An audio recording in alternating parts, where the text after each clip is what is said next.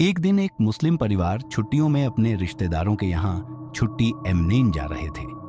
इस परिवार में 4 लोग, पति पत्नी और उनके 2 बच्चे। एक बड़ी लड़की जो 18 साल की थी, उसका नाम नूर था, और एक छोटा लड़का जिसका नाम जैन था, नूर। और वे लोग नूर के बड़े पापा के घर जा रहे होते हैं। वे लोग रास्ते में होते हैं कि उन्हें एक जलता हुआ पेड़ दिखाई देता है। सब लोग उसे देखकर डर जाते हैं, पर वे लोग नजरअंदाज करके आगे बढ़ते हैं। फिर थोड़ी ही देर में बड़े पापा का घर आ जाता है। वह घर थोड़ा जंगल तरफ होता है। नूर जैसी ही कार से उतर के घर की ओर बढ़ती है।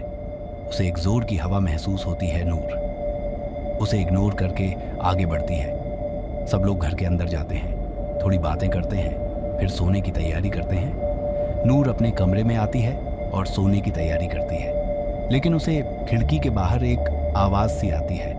वो खिड़की के बाहर देखती है तो कोई नहीं होता है। फिर वापस अपने बिस्तर पर जाती है, पर उसे नींद ही नहीं आ रही होती है। फिर वह सोचती है कि मैं थोड़ा फ़ोन देख लेती हूँ, शायद मुझे नींद आ जाए, पर फ़ोन में नेटवर्क नहीं होता।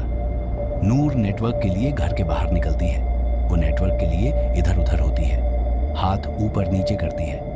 पहले उपयोग जंगल की और एक पेड़ के पीछे साया दिखाई देता है। नूर को लगता है कि शायद वह कोई चोर है, इसीलिए वह उसका पीछा करने जाती है। फिर अगले दिन नाश्ते के लिए सब नूर को ढूंढ रहे होते हैं, पर नूर किसी को दिखाई नहीं देती। फिर सब बंधने के लिए सब घर के बाहर जाते हैं। सब इस्तेमाल हर तरफ ढूंढ रहे होते हैं। नहीं उसके बड़े पापा को जंगल में बेहोश मिलाती है। फिर सब नूर को वापस घर लाते हैं। फिर सब नूर के होश में आने के बाद नूर से पूछते हैं कि वाह, जंगल में कैसी पहुंची और क्यों गई थी।